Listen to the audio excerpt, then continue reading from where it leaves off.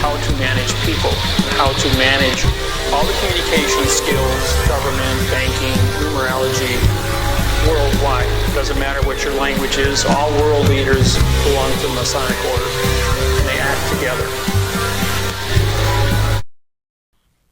What do governments do? And we all want and need the government to succeed in defeating coronavirus. They talk a lot of nonsense. To challenge where we think the government is getting it wrong. But your wonderful government, about a mile down there, got a pretty building. He's just putting through a bill. All public servants are going to be void of prosecution for negligence. It's got something to do with the swine flu. So they can pump you full of this vaccine, and if you suddenly go, or whatever happens to you, they can't be prosecuted for negligence. Precautionary principle. Right, we live in a world of this precautionary principle. Health and safety, precautionary principle. And in that spirit, I want to start with testing. Testing is obviously crucial at every stage of the pandemic. But we have been very slow, and we're way behind other European countries. Now, the Health Secretary made a very important commitment to 100,000 tests a day by the end of April. Is the crucial issue of testing, which is going to be an incredibly important part of our strategy for transitioning from the current social distancing measures. But I do have to just correct him. Our capacity for tests is now at 40,000 per day. So I think that is an incredibly important milestone. And of course, he's right to say that in the final week, that will require a big increase. But of course, with a project like this, it does require an exponential increase in the final days and the final week of the programme. Government versus a bureaucracy. A system of government that takes out all the important decision making from elected representatives. If you voted for your Prime Minister, your President, and he's not making the important decisions, who is? Bureaucracy is. What are bureaucracies?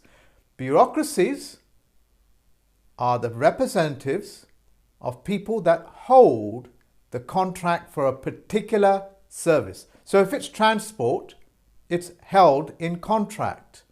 That person holding the contracts appoints what is known as a permanent secretary, and the permanent secretary dictates how things should be done. The job of the elected officials is to convince the general public this is how we should go. This is the route we need to take. Every department is a contract. Every department essentially is nothing more than a stakeholders economy contract.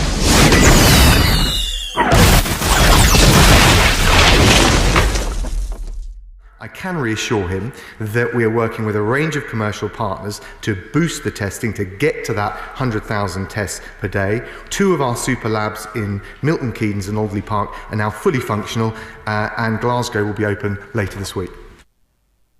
Once the permanent secretaries determine how things should be done, it's the job of Parliament under parliamentary discretion to convince the general public that's how it should be done. In other words, the general public have no say in it.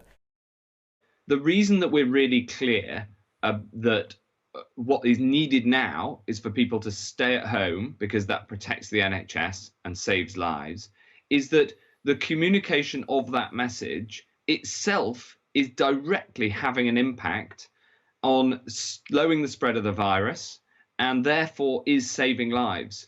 But what really matters today for people watching this programme is that people stay at home where at all possible and follow their social distancing rules. That's why Parliament is called parley, talking mental. That's what Parliament means, talking mental. And they do that under what is known as parliamentary discretion. Your Senate does it. Your governors do it. Your judges are doing it.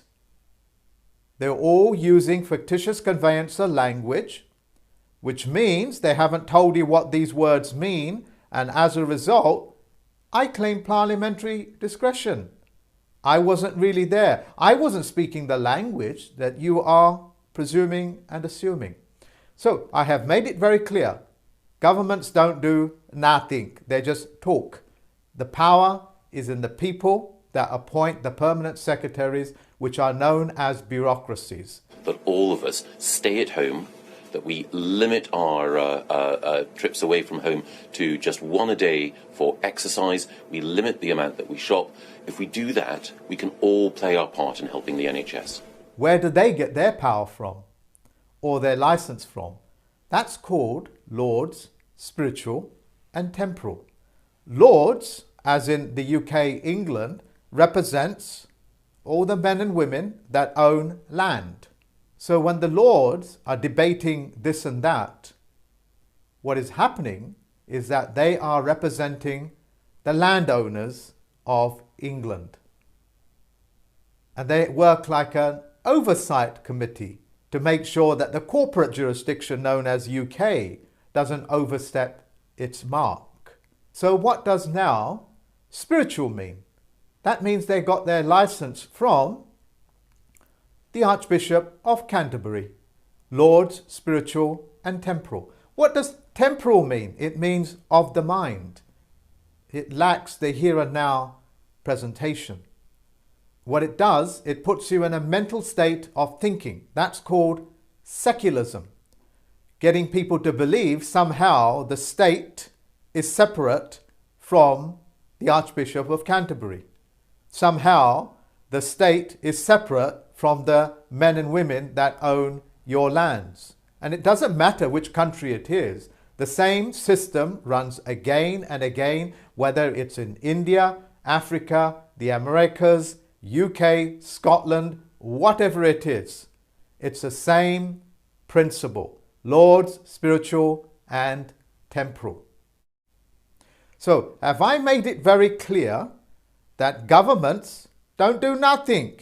Under stakeholders' economy, every department, including your councils, your courtrooms, were all being auctioned off to what is commonly known as stakeholder economies. That means that one of yous out there in YouTube land put out a bid for a plumber to replumb your house, and I put my contract in and I put my bid in and I won that bid.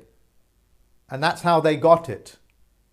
What are they? 3,500 departments of governments all talking nonsense? It's just a way of pulling money out of you by convincing you this is what it is. As I am talking now, it's been just over a week when the UK, England, Britain announced that they have a new Prime Minister. His name is Boris Johnson. If you folks out there on YouTube land ever believe this babbling has got anything to say, has got any power, to give you an example of fictitious language or corruption in the language, why would your politicians claim parliamentary immunity or any type of immunity? It's because they don't want to get caught practicing treason. Treason means breach of contract. And where there's a breach of contract, the Federal Postal Court judges now step in. If you now have caught your government out or the department, we are not restricted to small people, big people, or any one of these things. Our job is to stop and correct. And it doesn't matter how high you think it is or how low it is. Correction is correction. There's no one in this country that is above the law.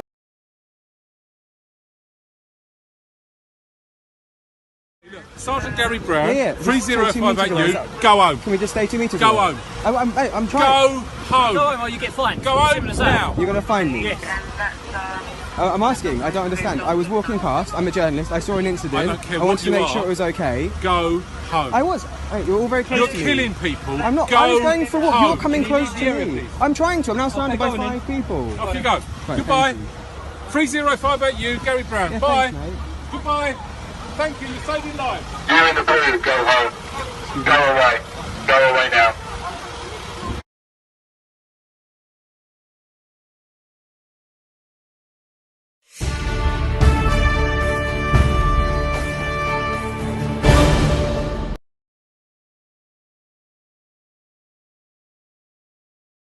Good morning from Dr. Barry in Melbourne. As you can see, I'm in Harry Potter's kitchen here. I've got the stew pot floating along. It's all fiction. What a wonderful place to get the message out is from a fictional kitchen, just like the fiction that's taking place in reality in our lives. And I'm not talking about bacteria, I'm talking about imaginary viruses, which are very contagious apparently. But as we all know, this anybody who's studied a little bit of medicine knows that you cannot catch a virus. G5 and this coronavirus are very much in one very, very vile boat. They work together. Should be very wary of G5.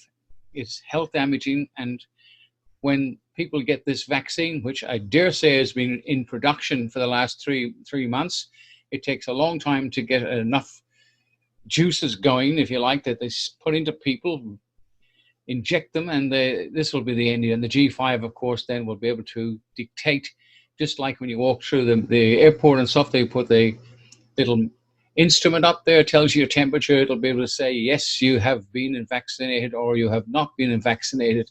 Now, I'm going to have a little video coming up with the consequences of not having the flu injection, where they're not allowing you into buildings, which is unlawful. And as far as legal is concerned, it's not even legal. And it's all repulsive to our constitution.